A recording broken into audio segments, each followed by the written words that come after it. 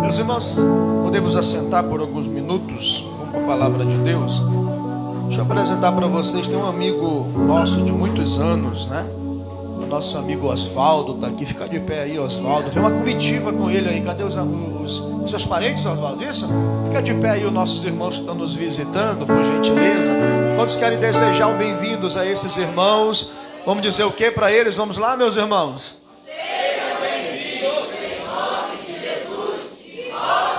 Vocês estão em casa, tá bom? Fiquem à vontade. Obrigado, meu amigo, é uma honra tê-lo aqui. Amém. O Osvaldo reside em Boa Vista, né? E todas as vezes que eu vou em Boa Vista pregar, ele me leva para comer galinha caipira, carne de sol, né? Eu vou lá de novo, viu? Mas agora eu tô mais lá, não tô mais comendo tanta coisa mais não. Meus irmãos, quem trouxe a Bíblia, por gentileza, eu quero ler um texto que está no livro do Gênesis, capítulo de número 26. Eu vou ler o versículo 1, versículo 1. Depois eu vou ler o versículo de número 12. E para encerrar, nós vamos ler o versículo de número 22. Gênesis 26, versículo 1, versículo 12 e o versículo 22. Aqueles que foram encontrando, me dá um sinal com glória a Deus que você encontrou. Você que não trouxe a Bíblia, acompanhe aqui na tela o texto que nós estamos fazendo uso, né? Gênesis 26, versículo 1 diz assim: E havia fome na terra, além da primeira fome que foi nos dias de Abraão. Por isso foi-se Isaque a Abimeleque, rei dos filisteus, em Gerar. Versículo 12: E semeou Isaque naquela mesma terra, e colheu naquele mesmo ano 100 medidas, porque o Senhor o abençoava. Versículo 22 nos diz assim: E partiu dali e cavou outro poço, e não porfiaram sobre ele. Por isso chamou o seu nome Reobote, e disse: Porque agora nos alargou o Senhor, e crescemos nessa terra. Repita comigo essa frase, diga assim: porque agora nos alargou o Senhor, e crescemos nesta terra. Então diga essa frase bem forte, diga assim: crescemos nesta terra. Quantos podem glorificar esse Deus maravilhoso? Queridos irmãos, nós estamos diante de um texto bíblico que narra a história de Isaque, filho de Abraão. Nós sabemos, meus irmãos, que Isaque é filho da promessa. E nós somos bem conhecedores de que Isaque aqui trazia a promessa de seu pai Abraão. E é interessante que no capítulo 26... Deus vai se revelar a Isaque, reativando, ou falando, ou renovando, ou mostrando a promessa que Deus havia feito ao seu pai. Interessante que o capítulo de número 26, na trajetória de Isaque, a Bíblia diz que Isaque enfrenta uma terra, que era a terra de Canaã, e era exatamente essa terra que o eterno Deus havia prometido a descendência de Abraão. Mas o escritor do Gênesis diz que havia fome naquela terra. Ou seja, Isaque iria enfrentar uma crise de escassez. E quando o texto bíblico fala de fome, ele está falando de escassez. O que plantava não colhia, o que ele colocava para produzir não produzia. Todos os negócios da época estavam totalmente difíceis, complicados para se produzir. Então havia uma fome na terra de Canaã. E é interessante que na trajetória de Isaque, a Bíblia fala-nos acerca da crise que o filho da promessa enfrentou. O que me chama a atenção nesse texto é que quando nós lemos a Bíblia, nós conseguimos observar que toda a trajetória de grandes homens de Deus são trajetórias que atravessaram tempos de crise. Quando você olha para as Escrituras, todos os homens e mulheres de Deus, eles precisam aprender a lidar com as crises existenciais. Quando a gente olha para a Bíblia Sagrada, entendemos que Isaac tem promessa, mas a promessa de Deus na vida de Isaac não o deixa imune das adversidades e das crises. E é interessante que, ao olhar a promessa sobre a vida de Isaac, nós conseguimos aplicar algumas verdades desse texto para a nossa trajetória. Deixa eu fazer uma pergunta aos senhores e senhoras: quantos aqui estão debaixo de uma promessa de Deus? Levante as suas mãos o mais alto que eu quero lhe enxergar. Olha para esse irmão do lado, pergunta dele: você tem promessa de Deus? Pergunta dele. Fala para ele: existe alguma palavra profética sobre a tua vida? Pergunta dele. Agora, só para ele entender, diga assim para ele: se há promessa na sua vida, diga assim para ele: aprenda a lidar com o tempo de crise. A crise sempre vai fazer parte da trajetória de alguém que é chamado por Deus. Quem me entende, diga amém, diga glória a Deus. Sabe o que é interessante ao ler a trajetória de Isaac? Eu aprendo com Isaac nesse texto do capítulo 26, que ter promessa de Deus não nos isenta da crise, mas a promessa nos garante vitórias dentro do tempo de crise. Não, vou repetir: a promessa de Deus não nos isenta de atravessar o tempo de crise, mas a promessa nos garante vitórias dentro da crise.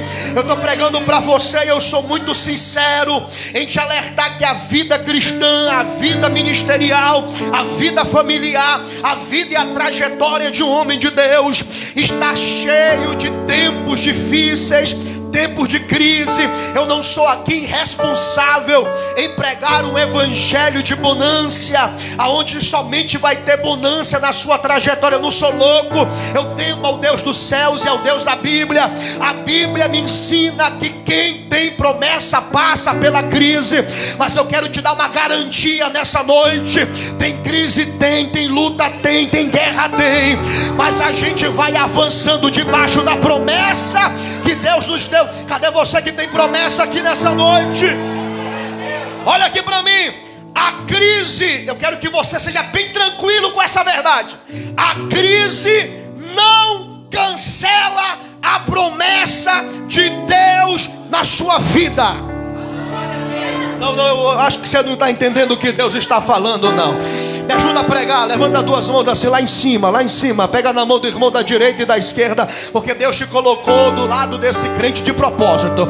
Pega ele, pega a mão dele assim, diga assim para ele: a promessa que Deus tem com você, diga, não cancela o tempo de crise. Diga, e a crise não cancela a promessa. Diga assim: é só um cenário, vai passar. Diga, esse tempo vai passar, porque a promessa de Deus ainda estão de pé. Cadê você que dá glória a Deus aí onde você está? E é interessante, meus irmãos, que nessa trajetória do filho da promessa, Deus permite tempos de crise. Deus é o primeiro a permitir o tempo de crise na vida de um escolhido. Por que Deus permite o tempo de crise? Porque tempo de crise na vida de um filho da promessa tem propósitos de Deus. E é interessante, queridos, que é na crise, a crise é um momento onde mais aprendemos a depender de Deus nas circunstâncias. É no tempo de crise que a gente aprende: é Deus e eu e Deus. Por que Deus permite a crise que nós enfrentamos todos os dias? É que nós não podemos deixar que a crise financeira, a crise familiar, nos faça duvidar da promessa que Deus depositou sobre as nossas vidas. Então todos nós haveremos de enfrentar um tempo de crise. As dificuldades testam a nossa fé, testam aqueles que vivem debaixo de promessa. E eu quero dizer algo profético para a sua vida: a crise prepara terrenos para a abundância que virá debaixo dessa promessa que Deus te deu. É interessante, meus irmãos, ao olhar para a Bíblia, eu quero que você seja bem atento ao que Deus está falando. Quem não aprende a passar por crise não chega a lugar nenhum. Você tem que aprender a lidar com todo tipo de circunstância. Ou seja, precisamos nos reconstruir às vezes. Precisamos nos levantar, ter resiliência, saber nos adaptar em todos os momentos. Por exemplo, há momentos que você está na bonância, que você abre a sua geladeira e você olha lá e fica pensando: o que eu vou comer hoje? Salmão, tambaqui, picanha suína ou bovina? Coca zero ou coca normal? Pão com queijo da melhor de Minas, ou eu vou comer o queijo de filé, ou pão com filé e queijo? Aí você está na bonância, vive tranquilo, anda no melhor carro, no melhor sapato, na melhor casa. Aí Deus, para testar nossa fé, às vezes fecha a porta. Às vezes Deus nos faz aprender a exercer a nossa fé. E às vezes você vai abrir a sua geladeira e não vai ter tambaqui sem espinha, vai ter bife do zoião. Às vezes você vai ter que sair de um patamar e ter que descer para um outro patamar. Não tem problema. Todo homem de Deus precisa aprender que na trajetória haverá crise, e que se você não aprender a lidar com a crise, você vai sucumbir. Porque tem gente que pensa que Deus é um guru que dá tudo aquilo que eu quero, me dá isso, Deus pega. Nem pai humano é assim. Porque se você acostumar seu filho a ter tudo aquilo que ele quer, você acostumará esse filho mal acostumado, e ele não vai estar pronto para enfrentar a vida lá fora. Deus é o Pai sábio e o Pai dos pais, e toda a trajetória de um homem de Deus vai ter que aprender a lidar com crises, com porta fechada, com problemas batendo na porta, às vezes uma enfermidade, uma crise familiar. E por que não dizer que todos os homens de Deus enfrentaram? Por exemplo, Abraão também enfrentou fome. Gênesis 12, versículo 10. A Bíblia nos diz que Moisés também enfrentou crises no seu ministério. Em Números capítulo 11, o povo se queixava e Moisés ficou: eu não fiz esse povo nascer, Deus, é muito pesado. Existem crises. Os heróis da fé, em Hebreus capítulo 11, ele nos fala: alguns foram cortados pelo meio, outros andaram errantes no deserto, com frio, com fome. E por que não dizer que o próprio Jesus enfrentou o deserto? O próprio Jesus enfrentou oposições. O próprio Cristo passou uma noite de agonia no Getsêmani. E por que nós queremos viver uma vida de bonança? A Bíblia nos diz que o próprio Paulo tinha espinho, o próprio Paulo tinha opositores, o próprio Paulo enfrentou a enfermidade, o próprio Paulo enfrentou a ameaça de morte todos os dias. Mas o que me chama a atenção em tudo isso é que todos os grandes homens de Deus precisam aprender a lidar com as crises existenciais. Precisamos aprender que deserto faz parte do propósito de Deus.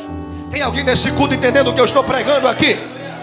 E aprenda isso: os maiores homens de Deus na Bíblia não foram poupados em tempo de crise, mas aprenderam a vencê-las com a fé. Você vai vencer. Aponta o dedo de profeta para esse irmão, diga assim: essa crise vai te ensinar. Diga: você vai aprender a vencer essa crise com a fé. Só para esse irmão dar glória, diga assim para ele: vai dar tudo certo em nome de Jesus. Não, mas fala com autoridade, diga assim: vai dar tudo certo em nome de Jesus. A crise um dia vai acabar. Sabe o que é interessante? É que essas crises, Elas não significam que Deus está ausente ou que Deus nos abandonou, pelo contrário. Mas a crise é a oportunidade de experimentarmos a provisão de Deus. O cuidado de Deus está sobre nós no tempo de crise. Moisés enfrentou o deserto, Davi o gigante, Elias enfrentou perseguições. Homem de Deus enfrenta crises. E por que não dizer de Elias, que teve que ir para debaixo de um zimbro e pedir para Deus tirar a vida dele? Ou então entrar numa caverna e numa crise existencial, dizer: Deus me mata, só eu fiquei. O homem que fez cair fogo do céu enfrentou crise. E por que nós, crentes do século 21, achamos que vamos ter uma vida fácil, que é só vitória? Não tem vitória sem crises. Tem alguém nesse culto ainda? Por que nós enfrentamos crises? Porque a crise é uma escola onde Deus forma grandes homens e grandes mulheres de Deus. Você só estará preparado para viver aquilo que Deus te prometeu quando você for forjado na olaria chamada deserto. Crise, lutas e batalhas. Não há crescimento espiritual sem crise, sem desafio. As crises moldam o caráter e aumentam a nossa fé. Não tem como. Toda crise na vida de um servo de Deus é uma plataforma para um testemunho de vitória. Se eu fosse ouvir de cada um dos senhores aqui dentro testemunhos de crises vencidas, a gente faria esse culto vigília e até gente quer contar: Deus me livrou, Deus me guardou, Deus providenciou, Deus foi o meu provedor, Deus abriu a porta, Deus mudou o cativeiro. Só quem tem vitórias aqui essa noite, levante a sua mão e exalta o Deus que é o Deus no tempo de crise. O problema da geração de hoje é que nós não somos ensinados a se preparar para o tempo de crise. E quando a crise bate na porta, a gente se desespera. Quando Deus permite o tempo da luta, da escassez, porque eu tenho promessa. Quem tem promessa enfrenta a crise. Isaac, no capítulo 26, versículo 1, a terra vai enfrentar fome. Agora, olha o que diz o versículo de número 2. Coloca para mim aqui, Giovanni, o versículo 2 do capítulo 26. Nós vamos ler esse texto junto. Vamos lá. 1, 2, 3. Não desça ao Egito. Procura estabelecer-se na terra que eu lhe indicar. Repita essa frase comigo: não desça para o Egito. Olha para o irmão do lado e diga assim: no tempo de crise, Deus ordena a Isaac: não desça ao Egito. Eu vou ser mais categórico e vou aplicar na nossa realidade. Fala para o irmão assim: ó, não fuja da crise. Diga: Deus mandou Isaac permanecer. Por que Deus ordena Isaac a não sair para o Egito? Porque em toda a Bíblia o Egito sempre foi um lugar de guarida, de escape em tempo de crise. Por exemplo, a Bíblia nos ensina que o próprio Abraão, quando passou pela fome, ele desceu para o Egito. Gênesis 12, versículo 11. Quando José foi levado para o Egito e os seus irmãos enfrentaram fome, para onde foi que os irmãos correram para procurar comida? No Egito. A Bíblia diz que o próprio Jesus, quando era ameaçado de morte por Herodes, para onde Jesus foge? Para o Egito. O Egito sempre foi um lugar de refúgio, de escape, de fuga. Só que Deus olha para Isaac e diz assim: Isaac, não desça para o Egito. Ou seja, o que Deus está nos ensinando é que existem momentos de crise que Deus não permitirá fuga, escape, fugir da situação. Há momentos que Deus exigirá que enfrentamos aquilo que Ele está colocando diante de nós. Eu sei que tem momentos que a fuga parece ser uma saída, uma solução. Todavia, a orientação de Deus precisa ser obedecida. Tem desertos que Deus vai dizer: passa por ele.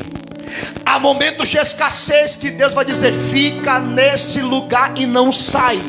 Há momentos de ameaça que Deus vai dizer: não vai se mudar da tua casa, não vai sair do meio da tua parentela, não vai mudar de cidade. Porque tem gente, quando enfrenta a crise, quer ir embora sem a direção de Deus, quer abandonar casamento, quer abandonar a família, quer fugir da luta que está enfrentando. E a ordem de Deus é: não fuja da crise. Ou seja, fugir da crise pode ser a solução mais fácil. Todavia, obedecer a Deus é o melhor caminho. Isaac, você não fugirá. É tempo de ser homem de verdade, tufar o peito e passar pela crise que eu estou colocando diante de você. Olha para o irmão e diga assim para ele: você não vai recuar. Não diga como profeta: você não vai fugir dessa crise. Diga: está na hora de enfrentar, está na hora de tufar o peito e dizer: eu tenho Deus, eu vou para a guerra. Eu não abandono minha casa, eu não abandono a minha chamada. Estão se levantando contra mim, mas eu vou ficar no lugar que Deus me colocou. Eu estou passando por crise, mas o Deus que me colocou nessa prova vai me capacitar a enfrentar esse problema. Não fuja, tufa o peito e enfrenta a crise. Às vezes cantando, às vezes colocando louvor no toco para chorar no banheiro para ninguém ver, às vezes lavando a louça e as lágrimas derramadas, mas dizendo: eu não arredo o pé, eu não desisto, eu vou para a guerra. Se o diabo pensa que eu vou retroceder, eu vou ficar aonde Deus me colocou, eu vou sustentar-me aonde Deus determinou. Não fuja.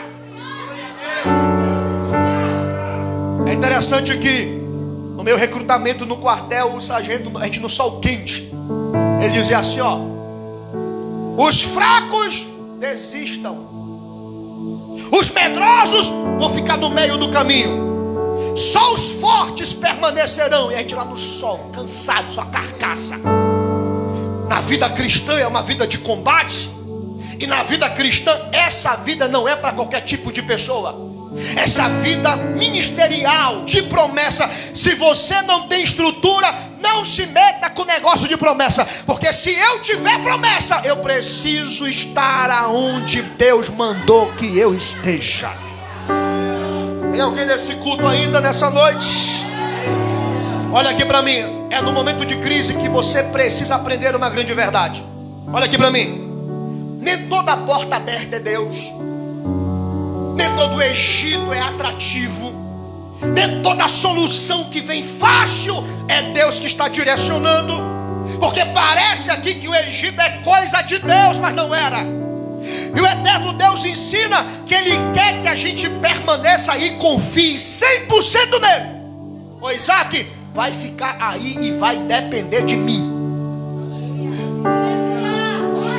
Isso aqui dói, mas é uma verdade. Alguém aqui já viveu dependendo de Deus? É para todo mundo. Eu dizer assim: fica aqui, pois agora tu vai depender 100% de mim. É interessante que o verdadeiro escape não está em mudar o lugar. O verdadeiro escape está onde? Em permanecer no centro da vontade de Deus. Olha aqui para mim. O lugar mais seguro para você estar é no centro da vontade de Deus, no centro da vontade, do propósito de Deus. Ninguém toca em você, porque Deus vai proteger o propósito que Ele tem na terra. Olha para o irmão do lado e diga para ele: o lugar mais seguro é no centro da vontade de Deus. Diga: cuidado com a resposta fácil. Fala para ele: cuidado com a solução que parece fácil. Deus às vezes manda nos ir para o lugar mais longo, mais difícil, porque a caminhada de Israel para a terra prometida daria 40 dias, e Deus vai mandar rodar 40 anos, porque Deus complica, porque Ele explica, porque Ele é o Deus que faz aquilo que a gente não entende. Às vezes o lugar mais longínquo, mais difícil, é Deus te ensinando. Tu não entende, mas eu tenho um propósito nessa existência de crise. Tem alguém nesse culto aí? Ah, eu vou mudar porque ali é mais abençoado. Não. A bênção não está no lugar. A bênção está em quem obedece os propósitos de Deus para a sua existência. Não fuja no tempo da crise, enfrente com fé. Encare isso. Deus pode transformar o tempo de crise em um testemunho poderoso. Eu vou profetizar. Como é que a gente recebe palavra profética? Levanta a mão direita para cima. Esse momento de crise que você está enfrentando, eu profetizo na sua vida, será o grande testemunho de Deus que vai edificar muitas vidas, que vão ouvir como Deus cuidou da tua casa, da tua família, dos teus negócios. Eu estou profetizando que esse tempo de crise será o testemunho da provisão de Deus. Se você está recebendo, dá um brado de glória aí onde você está.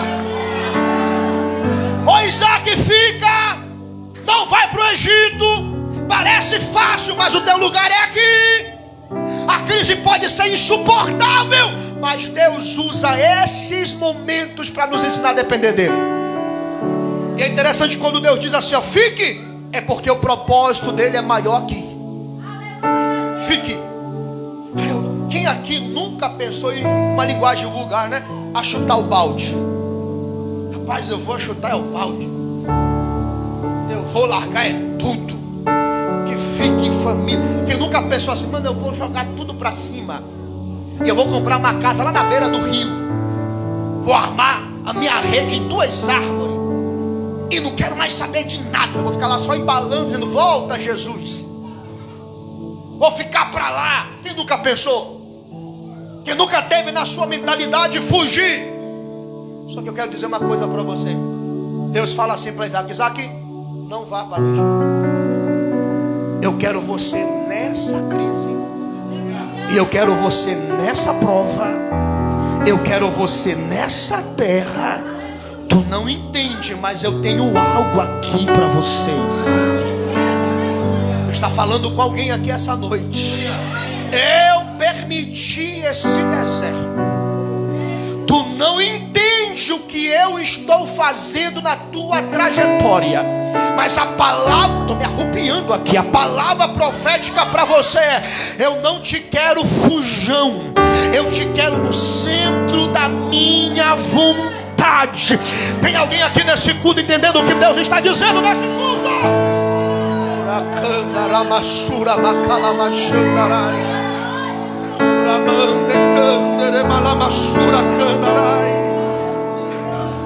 Aleluia. Fica no Egito, Isaac. Enfrenta a crise, Isaac. Agora, por que Deus quer que Isaac permaneça na crise? Dê glória a Deus agora. Coloca o versículo 3 aqui para mim do capítulo 26, Giovanni. Hoje Deus te trouxe aqui, viu? Para Ele te ensinar um princípio genuíno do que é a crise. Olha o que diz o versículo de número 3, ó. Fique nesta terra por algum tempo. Eu estarei com você. Presença. Diga assim comigo, presença. Olha para o irmão do lado, diga assim para ele: Deus permite a gente enfrentar a crise. Diga, mas a presença de Deus estará com você no tempo de crise. Fica, porque eu sou contigo. Alguém está aqui nesse culto ainda? Eu vou ler de novo. Eu estarei com você no tempo de crise. Tu não vai ficar sozinho. Eu te mandei ficar, mas eu estarei contigo. Deus é o amigo das horas incertas. Olha aqui, ó. E te abençoarei. Eita, como é que pode? A terra está em crise e Deus está falando: vai ter bênção, vai ter bênção, vai ter bênção, vai ter bênção. Não, eu vou repetir até você dar glória a Deus. Falou Deus, a terra está seca. E Deus dizendo: vai ter bênção, vai ter bênção, vai ter bênção, vai ter bênção, vai ter bênção. Só o teclado, vai ter bênção, vai ter bênção, vai ter bênção, vai ter bênção. Fala para alguém do teu lado e diga assim: ó, a terra está em crise. Fala para ele. Mas na tua casa, na tua família, vai ter presença de Deus e provisão que tu precisa. Eu pensei que você ia dar um brado de glória agora. É Deus dizendo: eu vou entrar contigo nessa crise e eu vou te abençoar. Mas como, Deus? Está seco, planta não nasce, semeia não frutifica. Eu não trabalho com lógica. Me obedece que tem bênção. Alguém está aqui nesse culto? Olha aqui. O Deus que fala na crise. Olha aqui. Deus olhou e disse assim: ó, porque você e aos seus descendentes eu darei essa terra. Senhor, essa terra que está deserta, essa mesmo. Essa terra que não está produzindo, essa mesmo. Porque eu confirmarei o juramento que eu fiz com o teu pai Abraão. Vem cá, olha aqui para mim. Esse Deus que fala com Isaac na crise. Esse texto aqui, ó, é a primeira vez que Deus fala com Isaac. Eu estou pregando para uma igreja inteligente. Eu vou parafrasear para você me entender. Diga assim comigo: no tempo de crise, na vida de Isaac, é a primeira vez que Deus se revela para Isaac. As maiores revelações de Deus acontecem nos momentos de crise. Alguém está entendendo o que Deus está dizendo? Isaac enfrentou a crise, mas foi nela que Deus revelou para ele a promessa que Deus fez a Abraão. O interessante é que se a crise te faz buscar a Deus e ouvi-lo, ela está cumprindo o seu propósito. É interessante, meus irmãos, que muitos querem ouvir Deus nos momentos bons, mas Deus é sempre aquele que se revela no tempo da crise. Deus só é pai para quem não tem pai. Deus só é Jeová Jireh para quem precisa de provisão. Deus só é o Deus da cura para quem enfrenta problemas de saúde. Deus só é protetor para quem passa perigo. Deus é o Deus que se revela. Vou profetizar aqui. Está recebendo palavra profética aí nessa noite? Deus vai se revelar nesse momento de crise. Não vou repetir. É nesse período de crise que Deus vai se revelar para você. Cadê você que dá glória a Deus aí? A crise pode ser o palco que Deus usa para se revelar. Essa crise que você enfrenta pode ser o início de um novo nível de relacionamento com Deus. É a primeira vez que Deus fala com Isaac. A fome levou Isaac a um lugar onde Deus queria falar com ele. Essa crise hoje está te ensinando, está te levando ao nível de intimidade com Deus. Deus vem e fala com ele: eu sou contigo, presença, te abençoarei, providência, te darei essa terra, herança, multiplicarei a tua descendência. Quando Deus fala isso para Isaac, ele é o Deus que manda a gente enfrentar a crise, porque se revela no meio da crise. Todos nós que estamos aqui já passamos momentos em que Deus se revelou para a gente. Na minha adolescência, os meus momentos de mais intimidade com Deus era quando eu estava um bagaço. Sabe aquele dia que a gente dobra o joelho e diz assim: hoje eu desisto. Oh Senhor, não prego mais, não lidero mais. Aí a presença vem. Aí Deus entra no cenário, muda o ambiente, se revela pra gente. Deus está se revelando no tempo de crise. Outra coisa que Isaac aprende dentro da crise que Deus mandou Isaac enfrentar é que na crise aprendemos a olhar profundamente para a imensidão das promessas de Deus. Por que, pastor Janderson?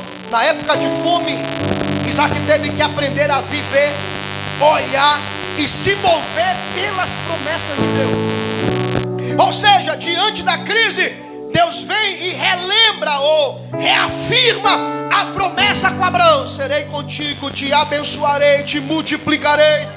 Aqui está nesse texto uma grande verdade. A crise pode fazer você duvidar, mas Deus usa esse momento para reafirmar a imensidão da promessa que Ele tem com você. Olha aqui para mim, irmão. Ou você aprende na crise a olhar para as promessas, ou você sucumbe. Somente a promessa nos faz enfrentar o tempo de crise. Que você vai dizer assim: eu não vou morrer aqui. Eu tenho promessa de Deus. Deus falou que vai honrar. É interessante, enquanto Isaac via a escassez, Deus falava com ele sobre abundância. Como é que é isso, Deus? Terra está seca, o Senhor me falar que vai multiplicar, que vai abençoar, que vai me prosperar. É interessante que a crise pode ser o cenário onde as promessas de Deus é o destino. Você não vai morrer na crise. O destino é viver as promessas de Deus para a sua vida. A voz de Deus vem lembrando-lhes da sua fidelidade, e em meio à dificuldade, a promessa de Deus é maior do que o momento que eu estou enfrentando. Vou perguntar de novo: quem tem promessa de Deus aqui dentro dessa igreja? Dá uma olhadinha para o lado e diga assim para ele: você tem promessa, irmão? Pergunta dele aí. Diga: então não olhe para o tamanho da crise. Diga: olha para o tamanho da promessa que Deus te fez. Eu não vou morrer na crise, eu vou morrer vivenciando as promessas de Deus na minha vida. Eu não vou morrer nesse deserto. Deus me prometeu coisas grandes e eu vou sair dessa. Olha para a crise e diga: minha promessa é maior do que você, ó crise. Olha para a promessa de Deus, seja guiado pela promessa, se fortaleça com a promessa.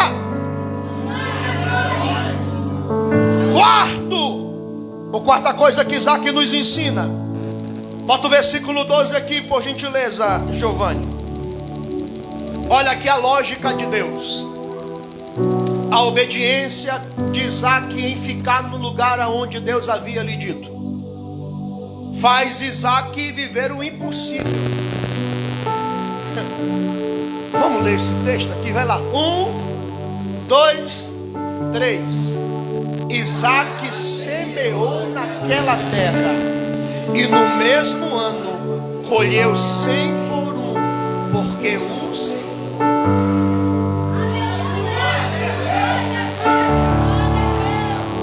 Olha aqui para mim. Quem tem promessa e obedece ao direcionamento de Deus, semeia na crise e colhe o improvável. Não, só 2 irmãos recebeu. E colhe o improvável. Eu fico pensando, irmãos, quando Isaac estava semeando, e alguém falando: doido, está em sequidão a terra, tu está ficando doido, macho. Vai para o Egito. Deus mandou ficar aqui. Rapaz, tem comida no Egito. Deus mandou eu semear aqui. Eu vou ficar aqui. E ele jogou a semente. E a Bíblia diz que naquele ano tinha secura no vizinho da direita, no vizinho da esquerda, no vizinho da frente, no vizinho de trás. Mas na terra de Isaac tinha 100 por 1. Não, eu vou repetir até você dar glória. 100 por 1, 100 por 1, 100 por 1, 100 por 1. Levanta a mão direita para cima. Estão dizendo aí que o Brasil está em crise. Eu estou vivendo debaixo da promessa de Deus. Eu profetizo que quando você está debaixo da promessa, quem está debaixo da promessa semeia e colhe. Tem semeadura e colheita de Deus para a sua vida, para a sua casa. Alguém está aqui recebendo essa palavra? Vai colher. Pega na mão do irmão da direita e da esquerda aí, me ajuda a pregar. Pega na mão desse semeador aí, pega na mão dele. Levanta a mão dele o mais alto que você puder agora, lá em cima, porque eu estou pregando para uma igreja pentecostal. Diga para ele assim, ó, diga: eu profetizo na tua vida que a crise não vai destruir a promessa de Deus na tua vida. Diga: chegou o tempo de colher. Diga: 2025 será o ano de colheita. Recebe essa palavra profética aí.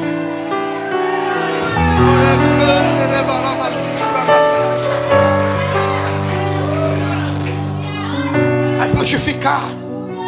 A crise não impede a colheita quando a semente é plantada na obediência. Interessante que quem obedece a Deus não espera condições favoráveis, mas semeia sem ver, sem enxergar, acreditando na colheita. Isso aqui, meus irmãos, é mostrando-nos que Isaac não apenas sobreviveu à crise, mas Isaac prosperou no meio da crise. Que negócio é esse? É interessante que muitos vão dizer assim, ó: não vai dar certo, não vai chover, aí não cresce, isso aí nunca deu certo, não é agora que vai dar, isso aí é fogo de palha, isso aí logo vai apagar, não tem jeito, não tem condições, não tem dinheiro, não tem herança, nem herdeiro eu não sou, isso aí é fogo e vai dar nada, vai acabar, vai morrer desse jeito. Quem está debaixo da promessa de Deus não, está seco, vai produzir. Eu vou colher aonde ninguém está colhendo, porque o adubo para minha semente chama-se obediência a Deus e seu propósito.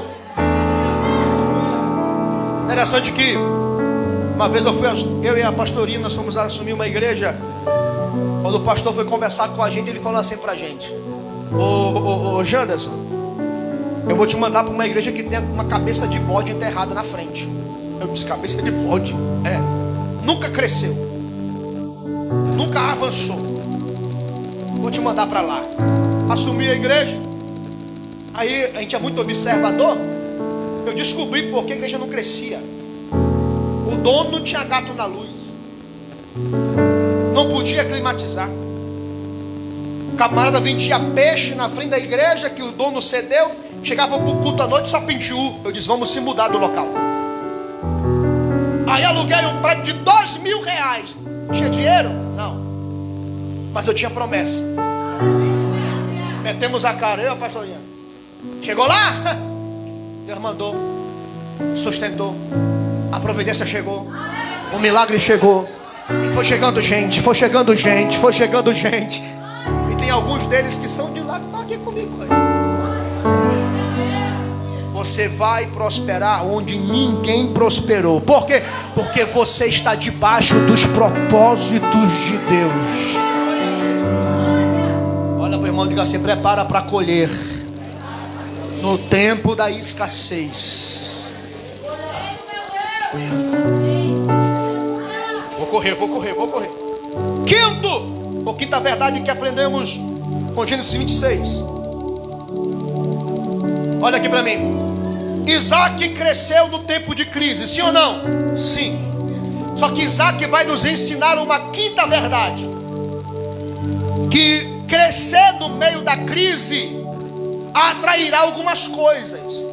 Como que, pastor Jonas? Olha aqui para mim. Aprenda que o seu crescimento vai incomodar alguém. Agora o negócio vai ficar um pouquinho mais sério. Olha de novo para esse irmão do lado e diga assim para ele: aprenda uma verdade. Diga: o teu crescimento vai incomodar pessoas. Por que, pastor Janderson? Porque é mais fácil chorar com os que choram. O mais difícil é sorrir com quem está rindo. É mais fácil alguém ser teu amigo no tempo da crise do que a se alegrar com a vitória que Deus vai te dar. Quer um exemplo? Tem gente que olha para mim e diz assim: pastor Janderson era homem de Deus quando andava de golzinho 97, 16 válvulas que batia o motor toda hora. Ele era homem, aí é homem de Deus. Eu empurrava o carro. Eu ia para a convenção, o carro. Tu lembra desse carro, né? Tu até me ajudou a empurrar o carro algumas vezes, né? O bicho pregava na porta da igreja, tinha que empurrar.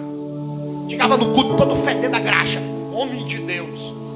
O dia que Deus usou alguém e abençoou com outro carro, agora não é homem de Deus mais não. Tá vendo? Tá ficando metido. Era lá da igrejinha pequenininha, era de Deus. Agora, metido. O teu crescimento vai incomodar pessoas. Aprenda essa grande verdade. Bota o versículo 14 aqui para mim. Agora é a pastora. Bota aí, minha gatinha. Vamos ler? 1, 2, 3. E possuía tantos rebanhos e servos que os filisteus o invejavam. Você vai crescer no tempo da crise, mas te prepara, quando você crescer, tem gente que vai passar a invejar você. Aonde veio isso? Você é falcatrua, você é caixa 2, isso aí é marmotagem. Que negócio é esse de crescer desse jeito? Ninguém cresceu desse jeito, por que ele está crescendo desse jeito? Aprenda uma grande verdade: seu crescimento vai incomodar alguém que não vai suportar o sapato que tu anda, a roupa que tu veste, o carro que tu anda, a casa que tu mora. E entenda uma grande verdade: Isaac teve a inveja dos filisteus. E alguém que era para ser amigo dele, porque era amigo do seu pai Abraão, fez voto com Abraão. Bota para mim aí o texto de Gênesis 26, 17. Até Abimeleque mandou Isaac sair porque estava grande demais. Olha aqui 16. Olha aqui. Então Abimeleque disse a Isaac: saia de perto de nós, pois você já está poderoso demais entre nós. Enquanto Isaquezinho era pequeno, meu amigo, vem cá, o dia que o Isaac cresceu, tá grande demais, vai-te embora. Não é mais meu amigo, não. Não vou andar mais com você, não. E quando a gente começa a prosperar em terra onde Deus nos manda ficar em tempo de crise, é interessante que agora Isaac também vai enfrentar oposições dos pastores de Gerar. Por exemplo, versículo de número 17 fala que ele habitou no vale de Gerar. O 18, bota o 18 aqui, filha, lá. Isaac reabriu os poços cavados no tempo de Abraão. Isaac estava lá na terra e falou assim: rapaz, os poços do papai estão tudo cheio de pedra. Para mim ser abençoado, eu vou começar a desentulhar, eu vou carregar pedra. Isaac ia lá e descavava, tirava a pedra dos poços de Isaac, e ia lá e tirava e cavava. E que representa esses poços de Abraão? Herança. Ele falou assim: eu vou herdar tudo que meu pai me prometeu, eu vou tomar posse daquilo que é promessa para o meu pai. Segundo, ele está superando o obstáculo, está em crise, não tem água. Eu vou tirar pedra do poço, mas eu vou ter água na minha terra. Quer mais? Uma ação de fé seca, mas eu vou tirar pedra dos poços do meu pai. A conexão com o passado, vou viver aquilo que Deus prometeu para o meu pai. A bênção da obediência, eu vou honrar o testemunho de obediência do meu pai. Ele começou a descavar, tirar pedra. Só que a Bíblia diz, lá no versículo de número 18, olha aqui: os quais os filisteus fecharam depois que Abraão morreu. Bota o 19. Os servos de Isaac cavaram no vale e descobriram um poço que jorrava água continuamente. 20. Os pastores de Gerar, porém, discutiram com os pastores de Isaac, dizendo: a água é nossa. E por isso Isaac deu ao poço o nome de Ezeque, porque discutiram com ele. Só é Isaac cavar poço e jorrar água que ele vai aprender a lidar com contendas. Gente que começou a se levantar contra Isaac porque a água jorrava continuamente. Quando as águas jorrarem, vai ter gente que vai se levantar contra você. É meu, isso aqui é meu, não é do meu pai Abraão. Eu não vi nesse texto Isaac batendo, brigando, se chateando, perdendo a paz. Eu quero que você entenda um tempo de crise. Aprenda a lidar com gente invejosa e contendeira. Irmão, se tem uma coisa que eu não ligo, eu não estou nem aí, é quando alguém chega assim: pastor, fulano falou mal do senhor. Eu digo: é mesmo? É. Sério. Deus abençoe. Deus abençoe. Isso não vai fazer nada não, pastor. Eu não faço nada. Deus não me chamou para contender. Deus me chamou para cavar poços e ver água viva jorrando. Olha para o irmão do lado e diga assim para ele: você não precisa brigar com ninguém. Não, irmão, diga como crente pentecostal, diga assim: você não precisa brigar com ninguém. Diga: você não precisa responder indireta nas redes sociais. Você não precisa discutir com gente invejosa. Haverá contenda, haverá poço de Ezeque. Vai ter gente que vai se levantar, vai contender. Não perca tempo nem energia com gente que quer entulhar os teus poços. Você não depende de pessoas, você depende das promessas de Deus. Olha o versículo 21.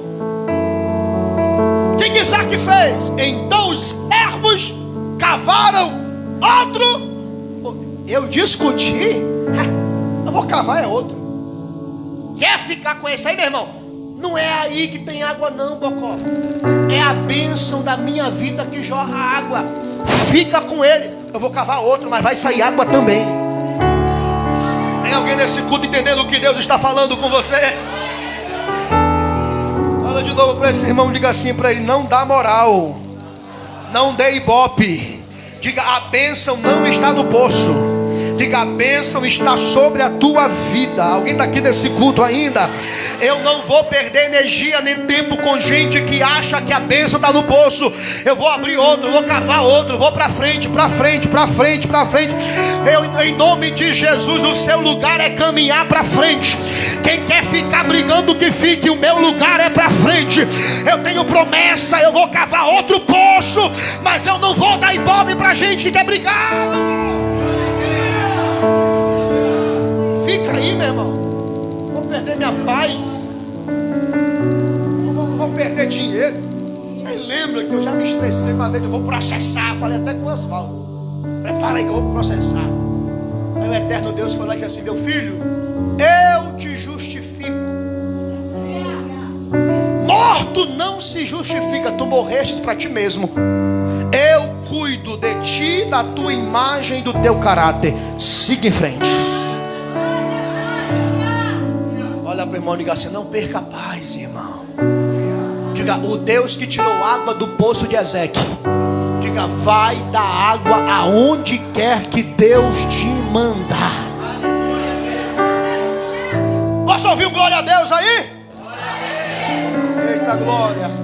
No 21 ele foi e ele cavou outro poço, mas também discutiram com ele. Olha a briga. É meu? Não é meu. É meu, fui eu que cavei. Me dá, é eu que cavei. Aí ele botou o nome de Sitna. Quer dizer o que, pastor Janderson? Discussão. Vou vir discutir. Irmão, crente que tem promessa não perde tempo discutindo com ninguém. Eu estou muito ocupado vivendo as promessas de Deus para a minha vida, para perder tempo discutindo com gente invejosa.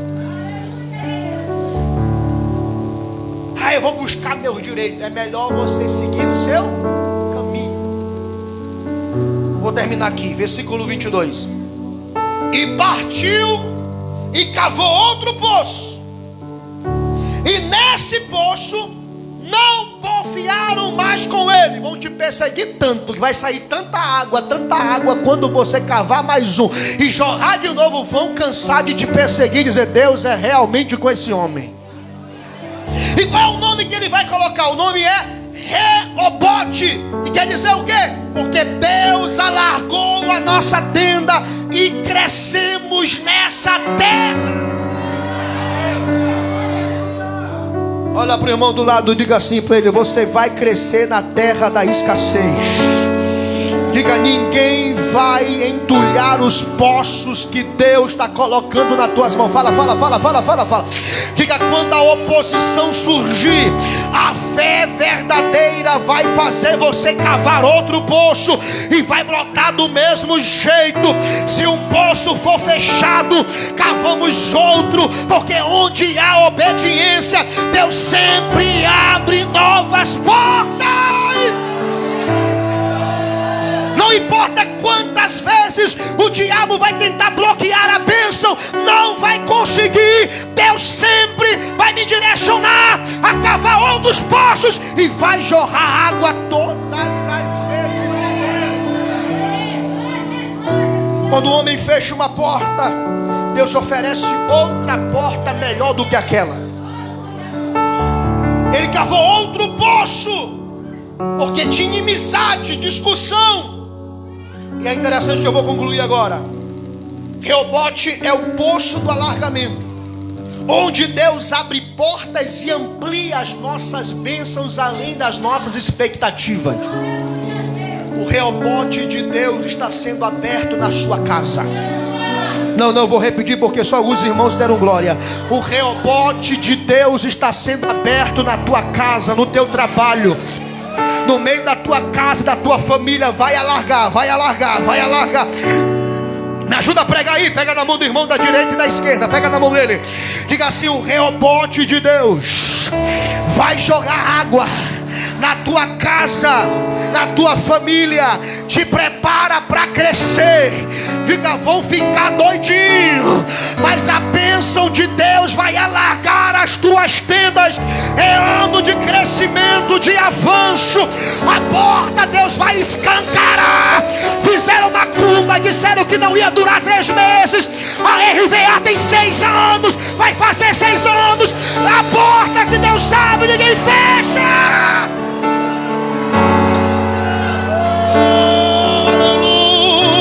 Cadê você que dá glória a Deus aí aonde você está? Reobote é o poço da expansão. É a expansão daquilo que precisamos. Quando escolhemos paz e obedecer a Deus, tem tendas, expansão, reobote de Deus na nossa vida.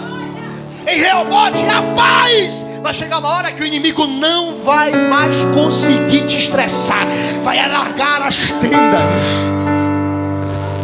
Tem alguém aqui nessa noite? Depois que Isaac abriu o poço, reobote jorrou água e tinha paz. Versículo 24, e aqui eu termino. Naquela noite não tinha mais contendeiro, não tinha mais inimizade, não tinha mais invejoso. Tinha água jorrando. Deus apareceu a ele e disse: eu sou o Deus de Abraão, o seu pai. Não tema, porque eu estou com você. Eu abençoarei e multiplicarei os seus descendentes por causa do meu servo Abraão. Eu estou profetizando, chegou o tempo de crescer, de avançar, de conquistar. O Deus de Abraão te prometeu: não temas, cresça. Fica de pé adorando a Deus aí, fica de pé adorando a Deus aí. O reobote de Deus vai jorrar na tua história. Oh, glória. Olha para esse irmão do teu lado aí, diga assim para ele, diga assim: não esqueça de mim quando o teu reobote jorrar água.